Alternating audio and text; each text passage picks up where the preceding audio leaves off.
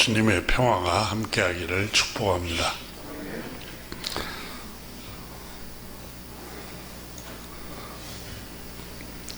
동양 고전의 대학이라는 책이 있습니다. 이 책에 나오는 글을 조금 소개합니다. 윗사람이 내게 하는 행위 중에 내가 싫어하는 방법으로 아랫사람들을 부리지 말 것이며, 아랫사람들이 내게 하는 행위 중에 내가 싫어하는 방법으로 윗사람을 섬기지 말아야 한다.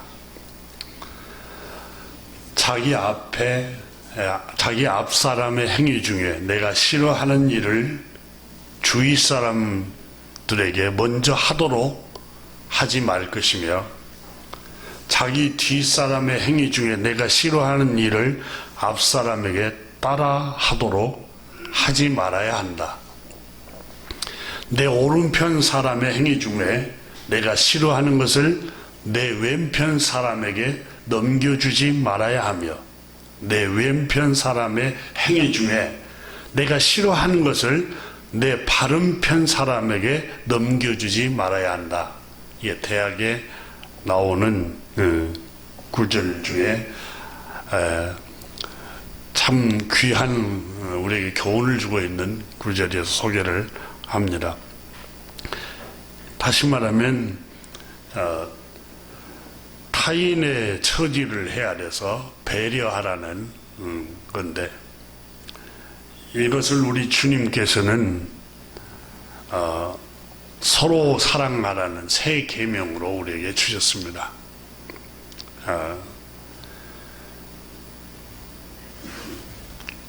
바울 선생은 로마서 13장 이하에서 말씀하기를, 특히 10절에 사랑은 이웃에게 악을 행하지 아니하나니,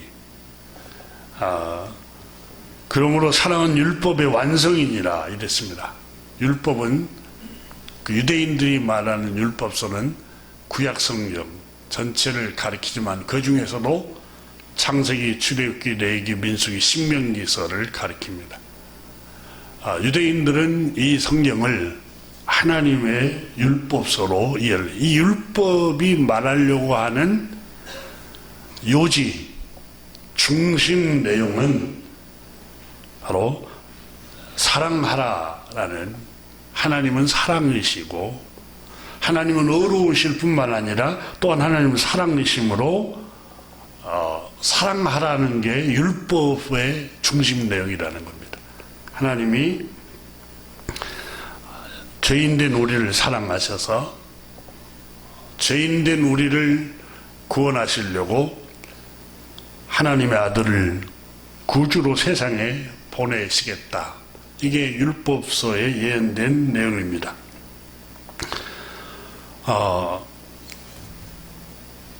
사랑은 이웃에게 악을 행하지 않는 것입니다. 내가 싫어하는 것을 타인에게 강요하지 말라는 겁니다. 내가 싫어하는 방법을 또 왼편 사람, 오른편 사람에게 강요하지 말라는 겁니다. 사랑은 이웃에게 악을 행하지 않는 것이다. 그래서 로마서 13장 8절에 보면은 남을 사랑하는 자는 율법을 다 이루었느니라 이렇게 말씀합니다. 그러면 남을 사랑한다는 게 뭐냐 하게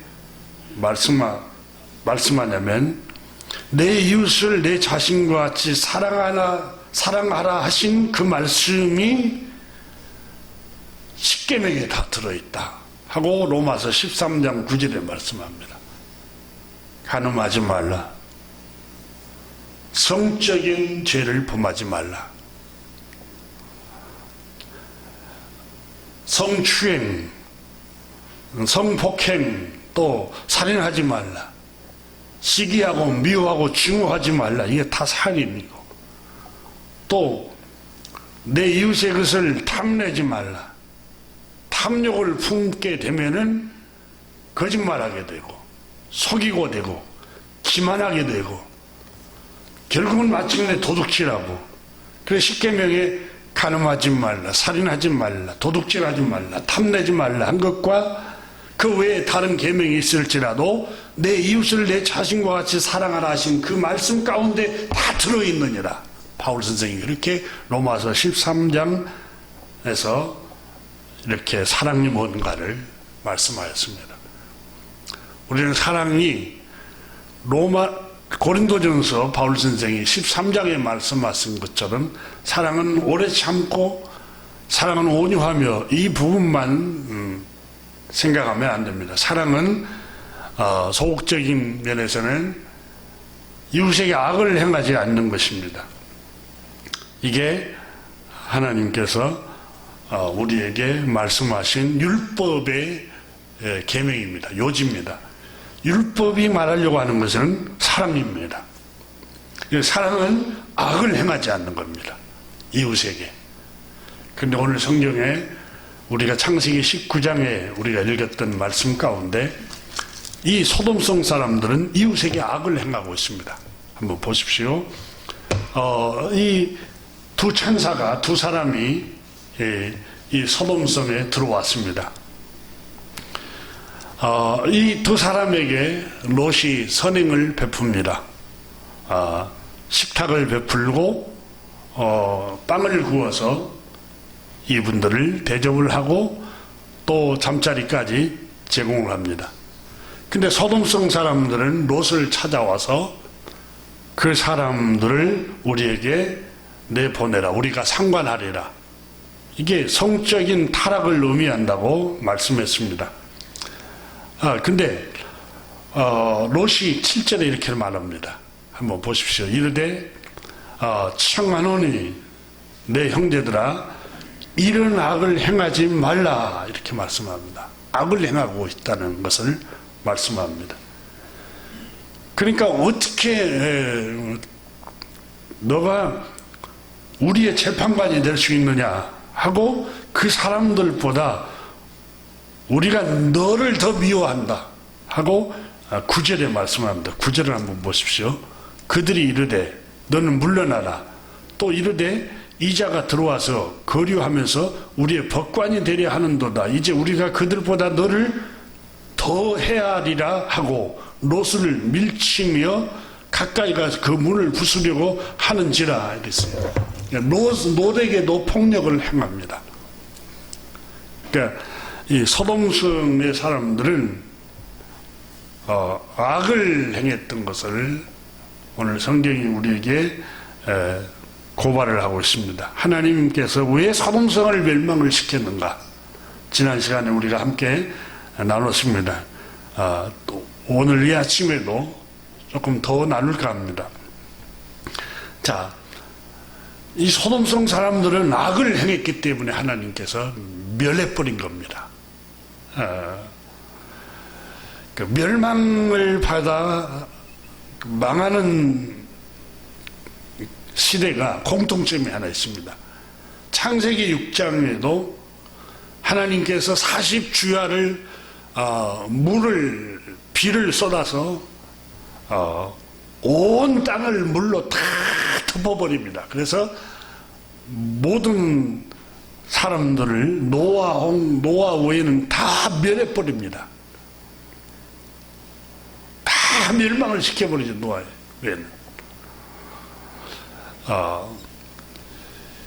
근데 창세기 6장에서 왜 노아 시대 때의 사람들이 전부 거의 다 멸망을 당했느냐? 창세기 6장 5절부터 7절에 멸망할 원인에 대해서 이렇게 쓰고 있습니다. 여호와께서 사람의 죄악이 세상에 가득함과, 여러분 창세기 6장을 한번 보십시오. 이미 공부했습니다. 이는 반복을 하고 보세요. 멸망하는 시대의 사람들의 생활상이 반복되고 있어요. 그래서 성경은 우리에게 거울이 되고 교훈이 되고 우리도 그렇게 행하면 우리도 망한다는 거예요. 자, 창세기 6장 5절 한번 보십시오. 한번 읽어봅니다. 여호와께서 사람의 죄악이 세상에 가득함과 그의 마음으로 생각하는 모든 계획이 항상 악할 뿐임을 보시고 6절에 땅 위에 사람 지으셨음을 한탄하사 마음에 근심하시고 7절에 이르되 내가 창조한 사람을 내가 지면에서 쓸어버리되 다 쓸어버리겠다고 말씀합니다. 그 원인이 뭡니까? 죄악이 가득 차 있고 그리고 항상 사람의 마음으로 생각하는 것이 악하였다 이렇게 기록하고 있습니다. 그런데 창세기 오늘 본문 말씀 19장에도 악했다는 겁니다. 11장에 가서도 바벨탑 사건이 나오죠. 거기서도 멸망당하고 언어가 흩어지는 건데 사람들이 마음이 교만하고 악하니까 하나님 흩어버리잖아요. 근데 오늘 이 창세기 19장에서도 또 반복해서 계속해서 창세기가 말씀하고 있는 것 가운데 하나가 사람의 마음으로 생각하는 모든 계획이 항상 악할 뿐임을 하나님께서 한탄하시고 슬퍼하셨다는 겁니다. 그래서 내가 사람 지으셨음을 지면에서 내가 한탄하면서 쓸어버리겠다. 하나님 심판하시겠다라고 말씀을 하고 있습니다. 신약성경의 바울 선생이 로마에 보낸 서신에서 로마서에 분명히 조금 전에 말씀하신 것처럼 하나님은 사랑이신데 사랑은 이웃에게 악을 행하지 않는 것입니다 라고 했어요. 근데 악하니까 여러분 내가 마음이 악하면 반드시 이웃에게 악을 행하게 되어 있습니다. 이웃의 것을 탐하게 되어 있고 또 탐이 나면은 가져오기 위해서 기만하고 유혹하고 속이고 도둑질하고 창세기 오늘 본문에서 롯이 내 형제들아 이런 악을 행하지 말라. 이 악이라는 단어가 히브리 말로 원문에 찾아보니까 나아라는 단어입니다. 이 사전적인 우리말로는 상하게 하다, 산산조각으로 깨뜨리다, 쓸모없게 하다. 여러분 이웃의 것을 탐내고 성경에 출애굽기 20장에 그랬잖아요. 십계명을 주면서 내 이웃의 아내나 내 이웃의 남종이나 여종이나 내 이웃의 남편이나 내 이웃의 것을 탐내지 말라. 자꾸 옆집 사람이 내 남편을 유혹하고 내 아내를 유혹하고 그러면 그 가정의 상대방이 어떤 생각이 듭니까? 괴롭습니다. 상처를 받습니다. 나아라는 단어는 상하게 하다, 상처나게 하다. 이웃에게 상처를 주는 것이 악이라는 거야. 악. 도둑질하지 말라. 사랑이란 뭐냐? 도둑질하지 말라. 간음하지 말라. 살인하지 말라. 그 계명이 다 들어있다는 거예요. 그런 일을 하면은 이웃의 마음을 산산조각이 나게 하고 상하게 하고 이 나라는 단어는 불쾌하게 하다, 괴롭히다, 슬프게 하다, 상처를 입히다, 박살내다, 조각나다 라는 게 나라는 단어입니다.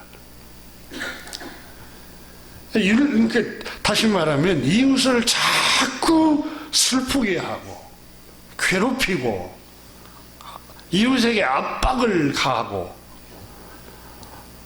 또 정신과 육체를 괴롭히게 하고 불쾌하게 만들고 산산조각나게 하는 거 이것이 악이라는 거예요. 이것이 악이. 이게 성경에서 말하는 악한 생활입니다. 물론 소돔과 고모라 성은 여러 가지 악이 있었습니다. 근데 보편적으로 악이란 뭐냐? 여러분 성경에 시편 1편에 복 있는 사람은 악인의 꾀를 쫓지 아니하며, 악인이란 무슨 강도 살인자만을 의미하지 않습니다. 성경에 말하는 악인이라는 것은 여러분 자꾸 이웃을 상처를 입히고 이웃에게 슬픔을 가져다 주고 이웃을 불쾌하게 만들고 정신과 육체를 자꾸 괴롭히고, 이게 악이라고 성경은 말하고 있어요. 정말 하나님께 복을 받은 사람은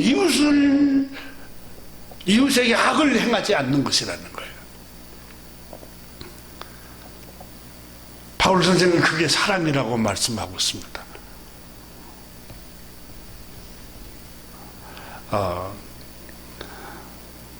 하나님은 요한일서 4장에 사랑이시라 그랬습니다. 사랑이시라.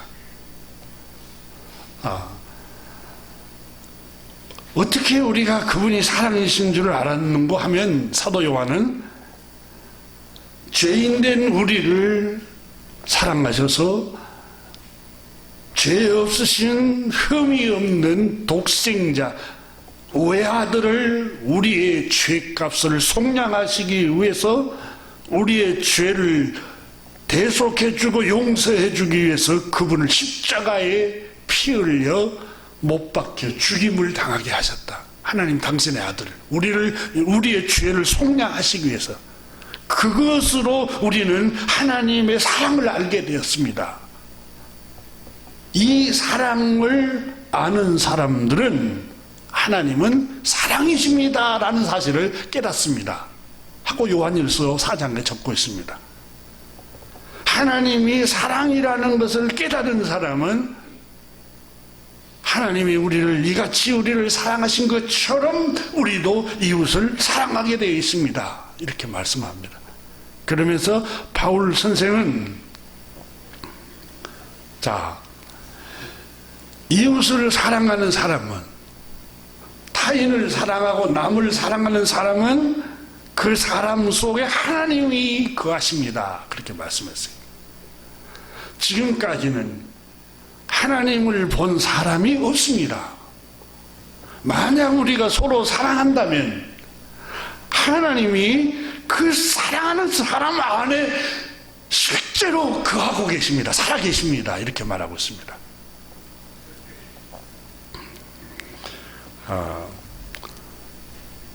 사람은 이웃에게 악을 행하지 않는 것입니다. 남편을 괴롭히고 아내를 괴롭히고 그렇지 않습니다. 자녀를 괴롭히지 않습니다. 부모를 괴롭히지 않는 겁니다.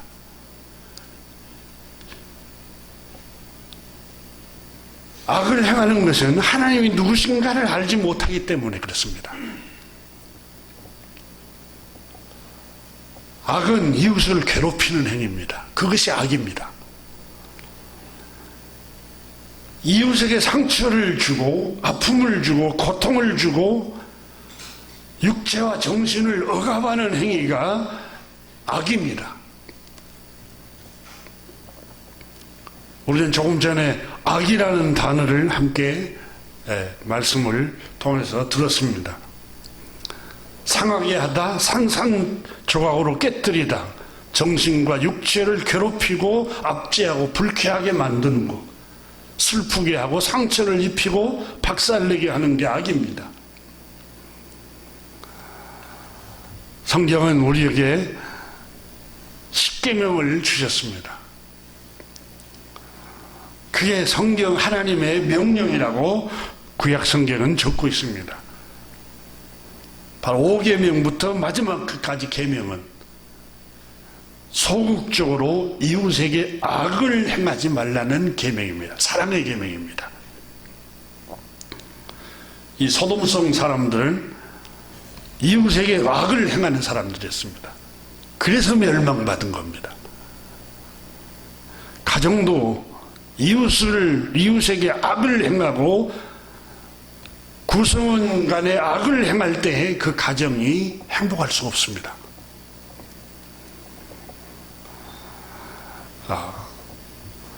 내 욕망과 내 욕심을 채우기 위해서 구성원들에게 악을 행하지 말아야 합니다. 베드로후서 2장 7절 8절에 보면은 이 창세기 19장에 나오는 롯에 관해서 얘기를 이렇게 얘기하고 있습니다. 무법한 자들의 음란한 행실로 말미암아 고통당하는 의로운 롯을 건지셨으니 그랬습니다. 이는 이 의인이 그들 중에 거하여 날마다 저 불법한 행실을 보고 들음으로 그 의로운 심령이 상합니다. 예, 당시에 소돔의 도시를 가리켜서 무법한 자들이라고 표현했습니다. 그리고 음란한 행실이 그 당시의 문화였습니다. 그것 때문에 롯이 고통을 당했다는 거예요. 그리고 롯이 그 성읍에 그 도시에 거하면서 날마다 저 불법한 행실을 보고 들음으로 심령이 상했다, 이렇게 기록하고 있습니다. 하나님이 왜 롯을 불쌍히 여기시고 롯을 왜 구원하셨는가를 봅니다.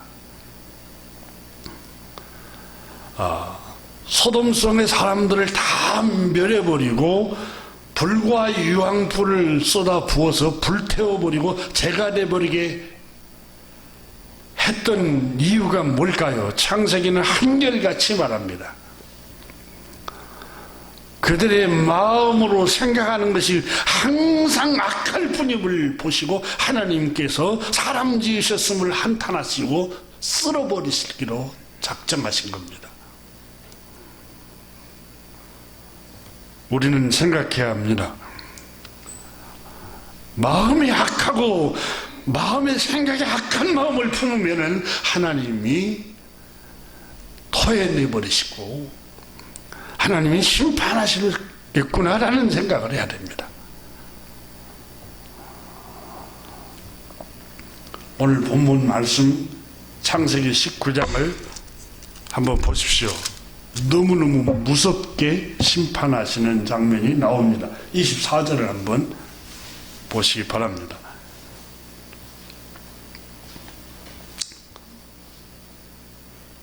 24절 같이 읽습니다. 여호와께서 하늘 곧 여호와께로부터 유황과 불을 소돔과 고모라에 비같이 내리사 25절 그 성들과 온들과 성에 거주하는 모든 백성과 땅에 나는 것을 다 엎어 멸하셨더라.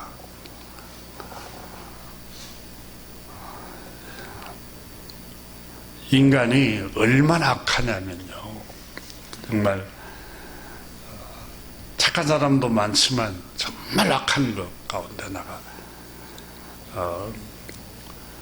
러시아 우크라이나가 여러분 전쟁으로 인해서 젊은 청년들 중년들까지 전쟁 때 끌려나가 남자들이 거의 많이 사라져버렸다. 젊은 청년들이 사라져버렸대. 근데 이 생각해 보십시오. 두 나라가 다 땅이 엄청 큽니다. 근데 그 땅 조금 빼앗으려고, 그리고 또 그 자존심 때문에 자기 자식과 같은 젊은 청년들을 총알 맞으러 다 수십만 명을 전쟁터에 보내는 모습을 보면서 인간이 저렇게 악할까? 자기 자식을 보내라면 그 지도자들이 보내겠어요? 안 보내요, 다. 남의 자식은 죽든 말든 자기 업적, 자기 욕망, 자기의 탐욕, 자기의 권력 때문에. 여러분, 저 이란에서 대대적으로 여러분 민중들 시위가 벌어졌는데 그 독재자들이 어마어마한 사람들을 총으로 다 쏴서 죽이잖아요. 미국은 또 얼마나 잘 삽니까? 그런데 잘 살았는데 약한 백성들을 위협하면서, 관세로 위협하면서 그 그걸 빼앗아 가려고 정말 악하지 않습니까?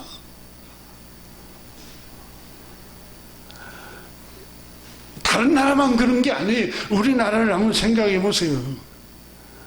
우리가 살면, 우리 성령에 120년이 많이 살면, 최고 많이 살면, 거의 70년, 80년 살다가 가잖아요. 재산이 수십억, 수백억, 수천억, 이거 갖고 어떻게 가요? 못 가요. 근데 같은 동시대에 지내면서 힘들게 살아가는 사람들이 많잖아요.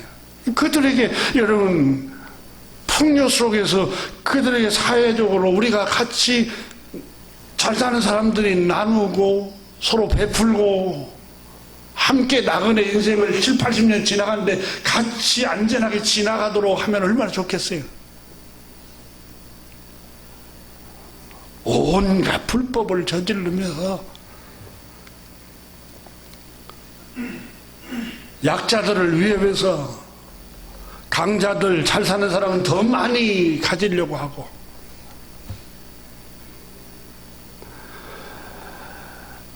그래서 하나님께서 세상을 멸하시는 이유가 이겁니다.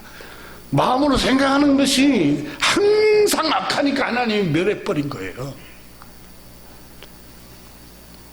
어떤 분이 그러시더라고요. 이 말씀을 듣다가, 목사님, 120년 이상 사람을 더 살게 했으면 끔찍할 것 같아요. 이 120년 더 산다고 생각해보세요. 몇백 년을 더 산다면 얼마나 더 탐욕적이겠어요, 사람이. 그래서 생명을 단축시킨 게 참 다행이라고.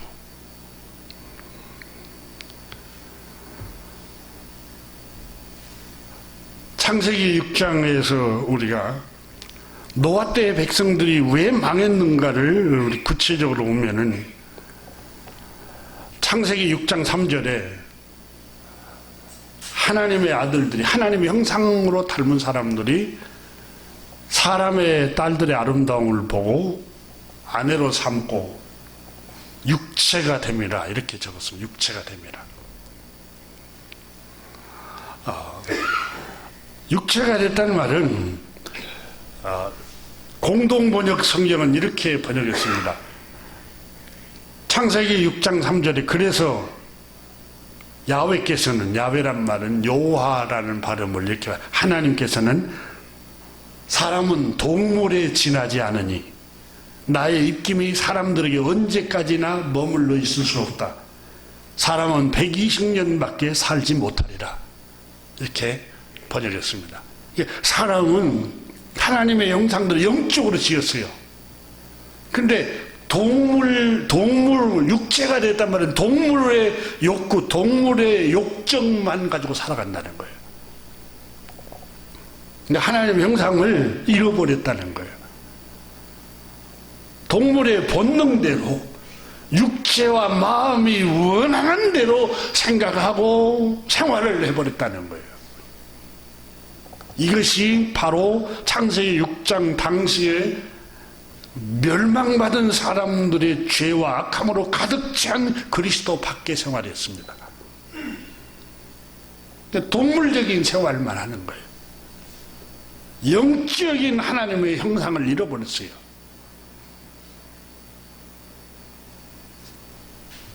성부, 성자, 성령 하나님, 성령 하나님, 성삼일체 하나님. 지금은 성령 하나님을 우리 가운데 보내셨어요. 성령님은 요한복음 진리의 영이라고 그래서 진리의 영. 진리 가운데로 성령님이 오시면 주님의 말씀이 생각나게 하고 너희를 가르치리라고 그러세요. 그 말씀이, 진리의 말씀이 자꾸 생각나고 그 말씀이 우리를 인도할 것이다. 근데 그 말씀이 우리를 생각을 지배하고 마음을 지배해야 되는데 동물적인 본능의 욕구가 지배해버리는 거예요.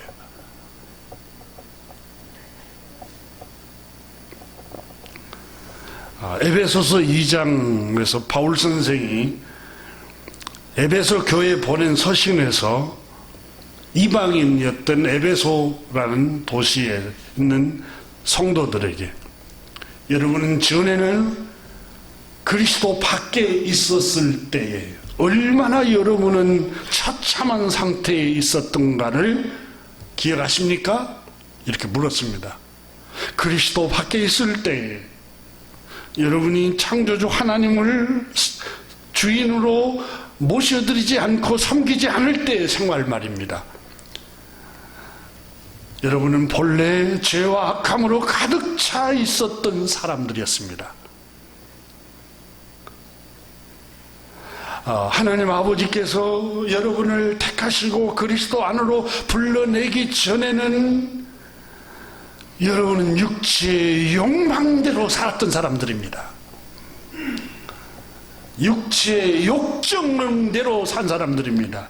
육체의 욕심을 따라서 동물의 본능대로 마음이 이끄는 대로 생활했던 처참한 생활이었습니다. 이렇게 편지를 보냈습니다. 바로 그때 여러분은 죄와 허물로 죽어 있었던 모습입니다. 그 모습이. 영적으로 여러분은 완전히 죽은 상태였습니다. 영적으로 감각이 없는 상태였습니다. 무엇이 옳고 무엇이 그른가, 죄 가운데 생활해도 양심의 가책도 없이 영적인 감각이 전혀 없는 영적으로 죽은 상태에 있었습니다. 여러분은 하나님의 진노의 잔이 여러분 머리에 머물러 있는 상태였습니다. 바로 그와 같이 처참한 상태에 있는 여러분을 주님께서 불쌍히 여기셔서 여러분을 그리스도 안으로, 예수님 안으로 불러내서 하나님 백성으로 삼으신 것입니다. 이걸 쉽게 번역했던 성경을 풀어서 제가 말씀을 에베소서 2장 3절부터 5절까지 말씀을 드렸습니다. 자비가 끝이 없으신 하나님 아버지께서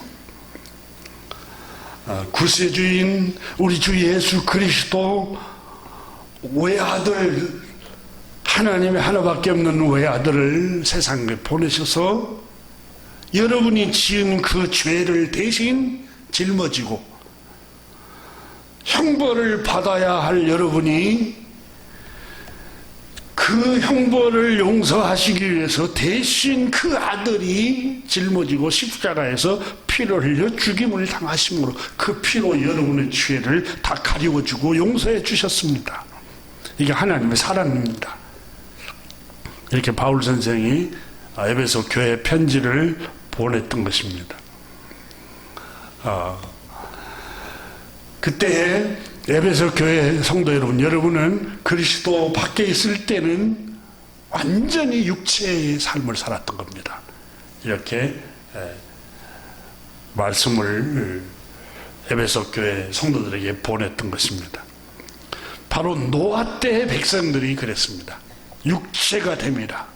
근데 이 오늘 본문의 창세기 19장에 나오는 이 소돔의 도시에 살고 있는 사람들이 육체의 삶을 사는 거예요. 육체라는 말을 문자 그대로 이해하면 안 됩니다. 육체는 동물적인 욕구만 추구하면서 살았다는 의미입니다.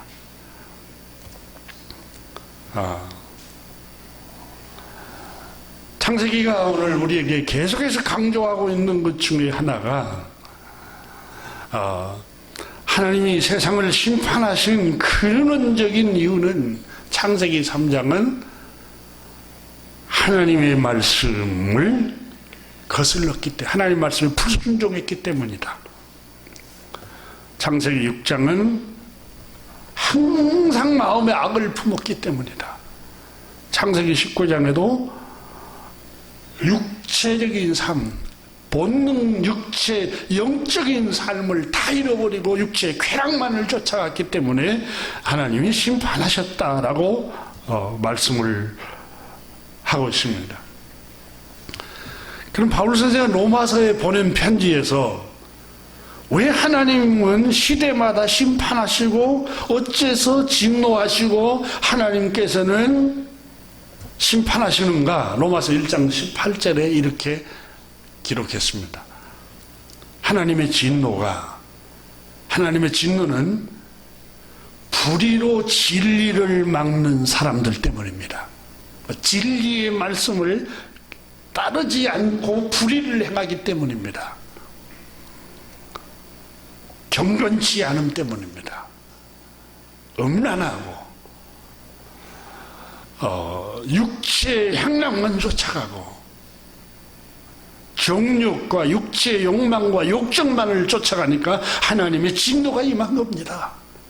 그리고 불의에 대하여 불의하기 때문에 의를 쫓아가지 않기 때문에 하나님께서 심판하신 것입니다. 이렇게 로마에 있는 성도들에게도 편지를 보냈습니다. 로마에 있는 신자 여러분, 경건치 않으면, 경건하게 생활하지 않으면, 불의를 행하고 진리를 따라 행하지 않으면 우리도 반드시 심판받게 됩니다. 이렇게 말하고 있습니다.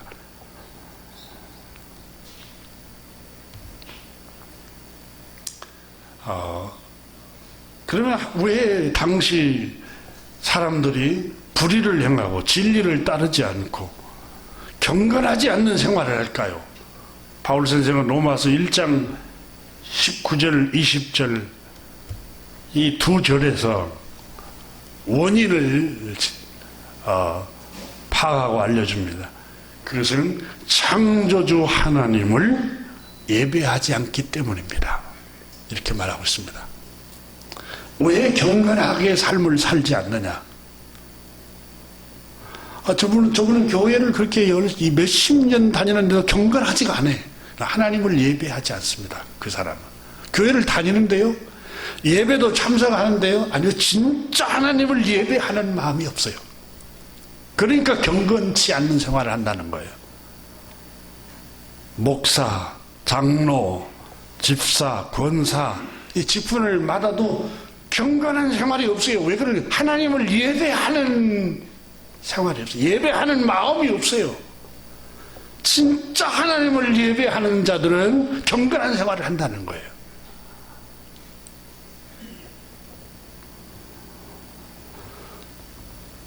창세기 1장 19절 20절을 로마서 1장 19절 20절을 보면은 이는 하나님을 알만한 것이 그들 속에 보입니다. 하나님께서 이를 그들에게 보이셨느니라. 창세로부터 그에 보이지 아니하는 것들 곧 영원하신 능력과 신성이 그가 만드신 만물 앞에 만물에 분명히 보여 알려졌나니 그러므로 그들이 핑계치 못할지니라. 그런데 그들은 하나님을 예배하지 않고 감사하지도 않고 영화롭게 하지도 않으므로 하나님께서 그들을 상실한 마음대로 버려두셨다 이렇게 기록하고 있습니다. 이 원인이 뭐냐면 여러분 그 작물이 바싹 마르는 원인이 있어요. 그 이유가 가뭄이 들고 비가 오지 않으면 작물이 또 이렇게 곡식이 바싹 마릅니다. 타들어갑니다. 예레미야서 17장에도 물은 여호와를 의지하며 의뢰하는 사람은 물가에 심기운 나무와 같다. 가무는 해도 두려움이 없고 무더운 여름날도 걱정이 없다. 물가에 뿌리가 뻗쳐서 계속 공급을 받기 때문에 메마르지 않는다는 거죠. 하나님을 의지한 사람은 이와 같다. 왜 경건치 않을까요? 목회자가 왜 교회 신자들이 경건한 생활을 하지 않고 엄란할까요? 왜 진리의 말씀을 두려워하지 않고 의를 행하지 않을까요? 영적인 사람들의 육체가 왜 되어버릴까요? 원인이 있을 거 아니에요? 파울 선생은 그것은 창조주 하나님을 참으로 예배하지 않기 때문이다. 여러분, 요한복음 4장에 그 사마리아 여인이, 선생님, 유대인들은 예루살렘 성전에서 예배하라고 하는데 사마리아 사람들은 그리심산에서 예배해야 옳다고 하는데 어디서 예배하는 게 하나님이 받으십니까? 라고 물었어요. 그러니까 예수님이 뭐라고 말씀하시던가요? 성전이 있는 예루살렘 성전에서 예배해야, 진짜 하나님이 그곳에서 예배해야 받으신단다, 이렇게 말씀하시지 않았어요. 예루살렘으로도 말고 그리심산에서도 말고 아버지께 참으로 예배할 때가 오나니, 참으로 예배할 때가 오나니 아버지께서는 예배하는 자를, 참으로 예배하는 자를 찾으시는데 영과 진리로 예배하는 사람을 찾으신단다. 영이란 말은 여러분 마음과 혼과 정신을 다 바쳐서, 그 다음에 진리로 예배하는 사람을 찾으신단다. 그 말이 무슨 말이에요? 여러분, 옛날 성경은 신령과 진정으로 이렇게 표현했는데, 진정이란 말은 원문의 진리, 말씀입니다. 말씀으로 예배하는 사람을 찾으신단다. 말씀으로 어떻게 예배해요? 이렇게 말씀을 듣고 말씀을 두려워하고 그 말씀에 순종하는 사람, 그 순종하는 생활을 하는 게 예배라는 거예요. 종교적인 집회에만 참석하는 게 예배가 아니라 영과 진리로, 진리의 말씀을 되새김질하고 마음에 품고 생각하면서 육체의 소욕이 올라올 때마다 그 말씀으로 내리치고, 육체의 소욕과 욕망이 올라올 때마다 하나님의 말씀인 영인 하나님의 말씀으로 그들을 날마다 바울처럼 내가 죽노라, 그걸 정욕을 죽이는 거예요. 욕망을 죽이고 말씀으로. 이게 예배예요. 근데 오늘날도 왜 사람들은 성지순례를 해야 된다, 거기 가서만이 예배하는 그게 성지다, 성지. 아니에요. 예수님 분명히 말씀하셨잖아요. 예루살렘으로도 말고 그리심산으로도 말고 진짜 하나님 아버지는 예배자를 찾으신단다. 영과 진리로 예배하는 사람들. 여러분, 우리는 말씀을 따라서 생활을 하는 생활, 하나님의 말씀을 듣고 하나님의 말씀을 가슴에 새기고 묵상하고 생각에 품고 매일매일 유혹이 스칠 때마다 그 말씀으로 다 내리치고 거부하여서 말씀을 따라가는 생활, 이게 예배라는 겁니다.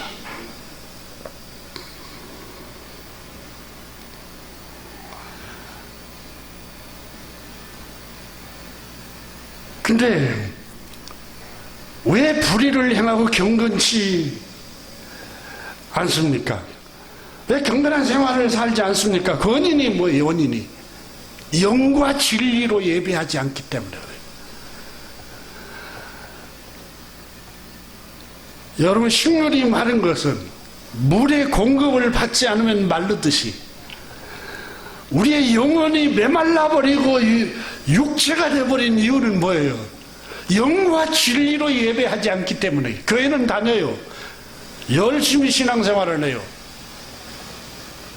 그런데 하나님 말씀대로 영과 진리로 예배하지 않기 때문이라는 거예요.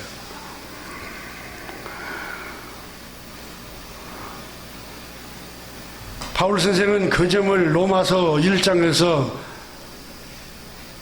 로마에 있는 신자들에게 계속해서 설명했습니다. 로마서 1장 28절을 한번 보세요.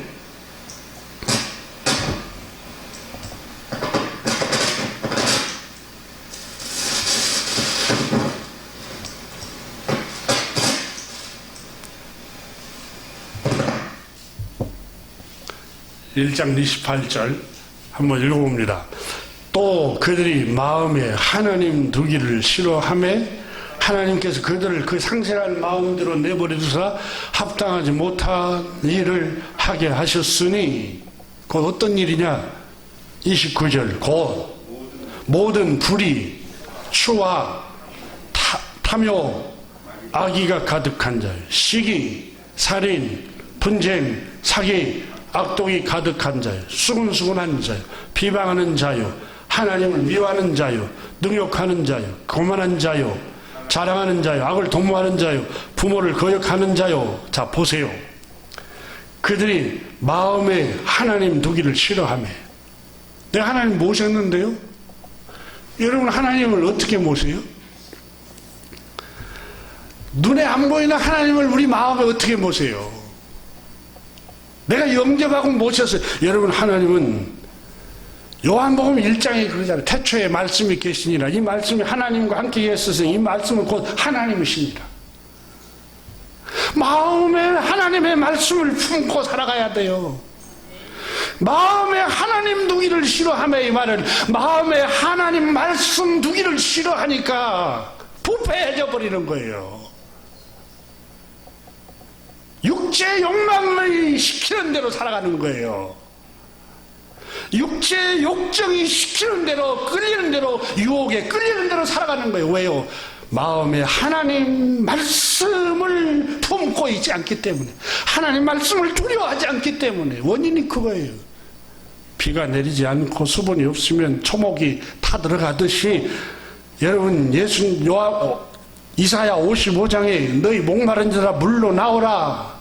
물이 뭐예요? 하나님 말씀을 의미하는 거예요. 하나님의 말씀을 마음에 두기를 싫어하며 하나님이 그들을 그 상실한 마음대로 내버려 두사 합당치 못한 일, 불의, 추악, 탐욕, 악의가 가득하고 시기, 살인, 분쟁, 악독이 가득하게 만든 거예요. 원인이 뭐예요? 마음에 하나님 두기를 싫어하면 그래요. 그래서 시편 기자는 시편 1편에 복 있는 사람은 악인의 길을 쫓지 않고 죄인의 길에 서지 않고 오만한 자리에 앉지 아니하고 오직 여호와의 율법을 즐거워하여 그 율법을 마음에 담는 사람이에요. 생각에 담고 마음에 담아서 그걸 되새김질하는 거예요. 되새김질하는 거예요. 그래서 우리 여러 사물을 통해서, 길을 통해서, 마음에 올라오는 욕정을 통해서 올라오는 것들이 말씀이 하나님 마음에 우리 마음에 하나님이신 말씀을 품고 그 말씀을 존중하고 그 말씀을 두기 시작하면 그 말씀이 그것들을 다 잠재우기 시작하는 거예요. 사랑하는 교우 여러분, 우리 마음에 악의 도살이고 악한 마음을 품지 않도록, 악한 생각을 하지 않도록 하는 것이 축복의 통로입니다. 아무리 목사님 나 축복기도 해주십시오. 머리를 대고 안수기도 100번, 1000번, 10,000번 받아도 우리 마음의 생각에 악을 품지 말아야 돼요. 그러면 안수기도 안 받아도 축복이 와요. 하나님 축복하세요. 예? 어떤 신령한 목회자들이 와서 안수해준다고 속지 않아요. 그게 복의 통로가 아니에요. 축복의 통로는 내 마음에 하나님을 모시는 거예요. 진리의 말씀인 하나님의 말씀을 마음에 품고 늘 착한 생각, 선한 생각을 하고 품고 살아가시기를 주의 이름으로 축원합니다. 그것이 축복의 통로입니다. 기도하겠습니다.